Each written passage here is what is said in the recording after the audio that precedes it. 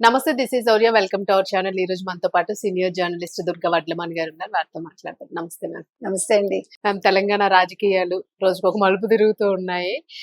మరి కవిత గారు తండ్రి చాటు కూతురులాగే ఉన్నారు రాజకీయాల్లో. బీఆర్ఎస్ పార్టీ ఉన్నంత వరకు కూడాను. తర్వాత ఏవో కేసులు నడిచినాయి, ఆవిడ బయటకు వచ్చారు. వచ్చినప్పటి నుంచి కూడాను ప్రతి ఒక్కరిని కూడా ఆవిడ టార్గెటెడ్ గా మాట్లాడుతున్నారు అన్నట్టుగానే అనిపిస్తుంది అని అంటూ ఉన్నారు. సో ప్రస్తుతం తీసుకుంటే మల్లారెడ్డి గారు వెరీ పాపులర్ ఫిగర్, పాలమ్మాను పూలమ్మాను అని అందరికీ సుపరిచితుడు ఆయన.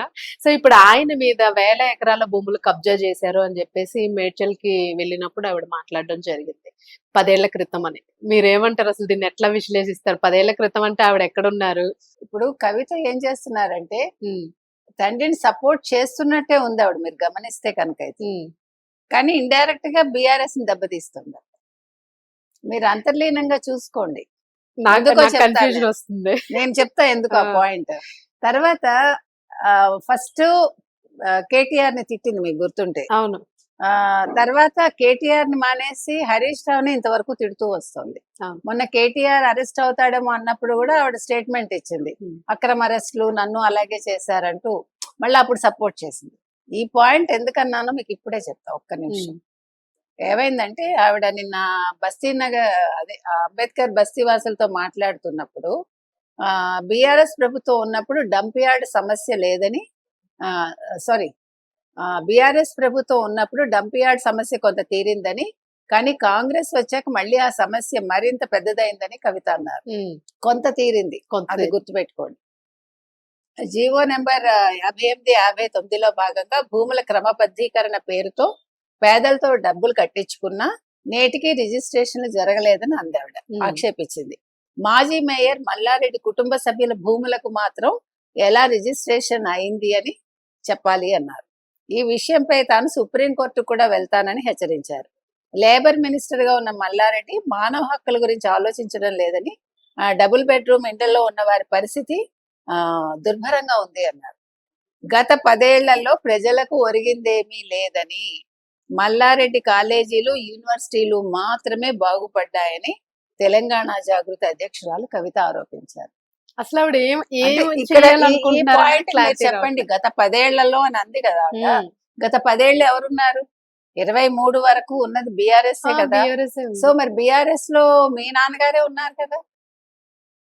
నాన్నగారు ఉన్నారు, ఆవిడ కూడా కాదు కదా, ఆవిడ ఉన్నారు, వాళ్ళ అన్నగారు ఉన్నారు, అందరూ ఉన్నారు. మరి మీరేం చేశారు? నిద్రపోయారా 10 ఏళ్ళు? బీఆర్ఎస్ ఏం చేస్తే తెలంగాణ బంగారు తెలంగాణ మీకు ఇస్తాను అని, ఇవాళ వెండి తెలంగాణ లేదు, మరొకటి లేదు కదా. కాబట్టి నేను అంటున్నది ఏంటంటేనండి, మీకు అందుకే ఇందాక అన్నా, ఆవిడ తండ్రిని సపోర్ట్ చేస్తుందో లేదో అర్థం కావట్లే. నిజంగా ఆవిడకి తండ్రి మీద ప్రేమ ఉంటే, తెలంగాణ మీద ప్రేమ ఉంటే ఆవిడ నెగిటివ్లంతా మాట్లాడక్కర్లా.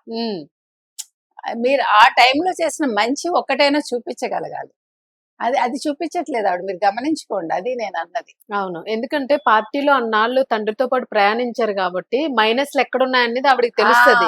ఒకవేళ బయటకు వస్తే వాటిని ఇంప్లిమెంట్ చేయాలి. That's what I'm saying. ఇప్పుడు ఆవిడ మైనస్లు హైలైట్ చేస్తాం తప్ప ఇంతవరకు ఆవిడ ఈ మధ్య కాలంలో మీరు ఎప్పుడైనా చూసారో ఒక్క ప్లస్ పాయింట్ మాట్లాడగా బీఆర్ఎస్ కు సంబంధించి? అవును, ఆవిడ ఎక్కడా మాట్లాడు.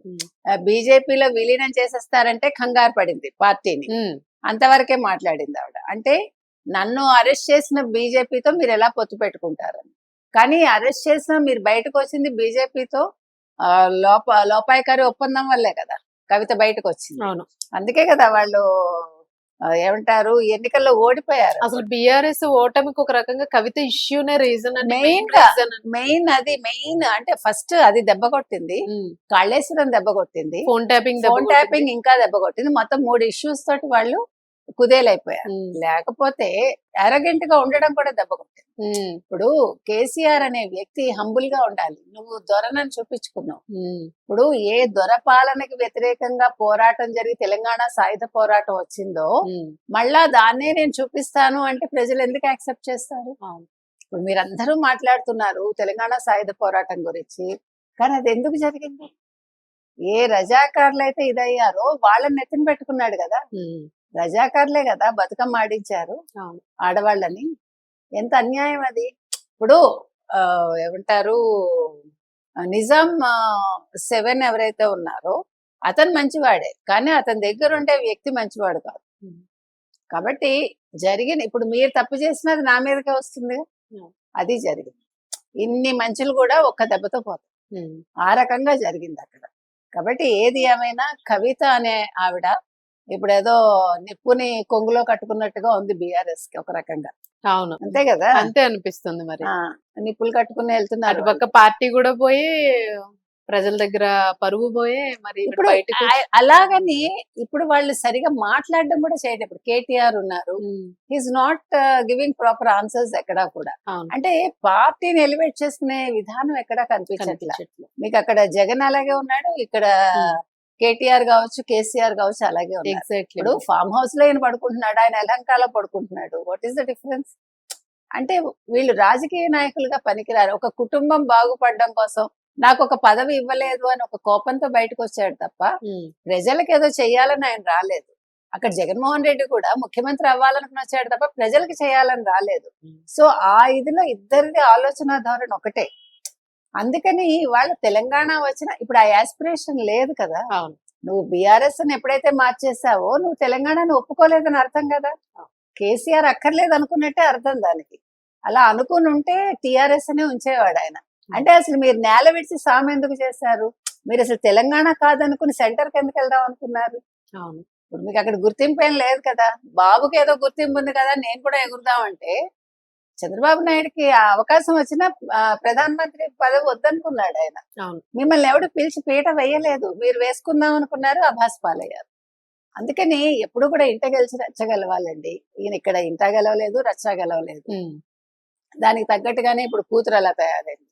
సో దీన్ని బట్టి మనకి ఏమనిపిస్తుంది అంటే రాజకీయ నాయకులందరూ ఒక్క బిడ్డతోటి ఆపేసి ఉంటే ఏ గొడవ ఉండేది కాదంటే కుటుంబాలు వీధిని పడేవి కాదు, కుటుంబ రాజకీయ రచ్చ ఉండేది కాదు. మ్యామ్, అంటే నాకు అర్థం కాని పాయింట్ ఒక్కటి ఉంది. అసలు కవిత ఏం ఆలోచిస్తుంది, ఆవిడ ఏం మాట్లాడుతున్నారు, ఏం చేస్తున్నారు అన్నది ఒక క్లారిటీ అర్థమవుతుంది అంటారా ప్రజలకు? అసలు తనకైనా ఒక క్లారిటీ ప్రజలకి అక్కర్లేదండి, ప్రజలకి తనకు ఒక క్లారిటీ ఉందంటారా? ఆవిడకి క్లారిటీ లేదు. ఆవిడ ఉనికి కాపాడుకోవడం కోసం ఆవిడ తిరుగుతోంది అంతే. ఇప్పుడు మీరు మీ అటైర్ మార్చేస్తే ప్రజలు మిమ్మల్ని మర్చిపోరు కదా, లేదా గుర్తు పెట్టుకోరు కదా.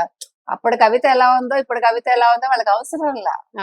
ఇప్పుడు నేను నా కట్టుబట్టు మార్చేస్తాను, నేను కాటన్ చీరలు కట్టుకుంటాను, గాజులు వేసుకున్నాను, నేను ముడి పెట్టుకున్నాను, నేను ఒక తెలంగాణ ఏమంటారు ఒక మహిళగా నేను ప్రతిబింబిస్తాను అంటే అవసరం లేదు. మీరు నిన్నటి వరకు ఆవిడ నిజంగా వేసిన నగ వేయకుండా వేసింది. వేసేది ఆవిడ చెయ్యి ఇట్లా పెడుతుంది ఎప్పుడు, ఆ గోల్డ్ కరెక్ట్ గా కనిపిస్తాయి. కాబట్టి ఇవన్నీ అవసరం లేదండి. మనం ఒకటి, మీరు రాజకీయాల్లో ఉండదలుచుకుంటే లేదు రాజకీయాల్లో కొనసాగాలనుకుంటే ఇవన్నీ ఏవి ప్రజలు చూడరు. మీ మాట ఎలా ఉంది, మీరు ప్రజలకు ఏం చేశారా రెండే. ఇప్పుడు మీరు ఎన్ని మాట్లాడినా ఎంత మార్పులు తెచ్చుకున్నా ప్రజల మనసును మార్చలేరు, అది నేను చెప్పొచ్చు. Exactly ma'am. చూడాలి మ్యామ్. అసలు అంటే ఒక ఫ్యామిలీ పొలిటికల్ డ్రామా లాగా. అంటే political drama, family political drama అంతే. అంతే, ఒక సినిమా తీయచ్చు అంతే. మా ప్రస్తుతానికి అయితే మల్లారెడ్డి మీద పడ్డారు ఆవిడ. సో ఇప్పుడు ఫైనల్ గా ఏం చెప్పొస్తున్నానంటే ఇప్పుడు మల్లారెడ్డి బీఆర్ఎస్ మనిషి, ఇప్పుడు మల్లారెడ్డి మీద మీరు ఎందుకు పడ్డారు? 1000 ఎకరాలు అని అంటే అందులో మీరు ఎన్ని వేల ఎకరాలు? ఇప్పుడు మీకు గుర్తుంటే కనుక అయితే ఇదేంటి అమరావతిలో కూడా ఇప్పుడు భూములు కొందని అప్పట్లో వచ్చింది. కాబట్టి ఇవన్నీ అంతర్గతంగా అందరూ అందరితో బాగుంటారండి. ఈ పై నటనలు పై అరుపులు ఎందుకంటాను నేను. ఇప్పుడు మల్లారెడ్డి బాగుపడ్డా లేదా మీకు తెలియాలి. మీ దగ్గరే ఉన్నాడుగా ఆయన, ఇప్పుడు బీఆర్ఎస్ లోనే ఉన్నాడు ఆయన, కొన్ని కాంగ్రెస్ లో కూడా లేడు. కాబట్టి నేను ఆ తానులోనే ఉంటూ ఆ తానులో ఇదే చేస్తాను అంటే అలాగే ఉంటుంది. ఇప్పుడు మల్లారెడ్డి తిడితే ఇండైరెక్ట్ గా కేసీఆర్ తిట్టినట్టే. అంతే అంతే. ప్రతిపక్షాన్ని ఏదైనా మాట్లాడితే పర్వాలేదు. పోనీ మీరు ఏమన్నా రేవంత్ రెడ్డిని తిట్టారా? రేవంత్ రెడ్డి నువ్వు మాట అన్నారా? అనలేదుగా. ఈవెన్ ఆ మధ్యన చంద్రబాబు నాయుడు కూడా పొగిడింది కాబట్టి. అందుకని క్లారిటీ లేనిది కవితకి క్లారిటీ లేదు. సో ఒక పిక్చర్ అయితే నాకు అర్థం అవుతుంది. దీని గురించి మనం తర్వాత డిస్కస్ చేద్దాం. Thank you ma'am. Thank you.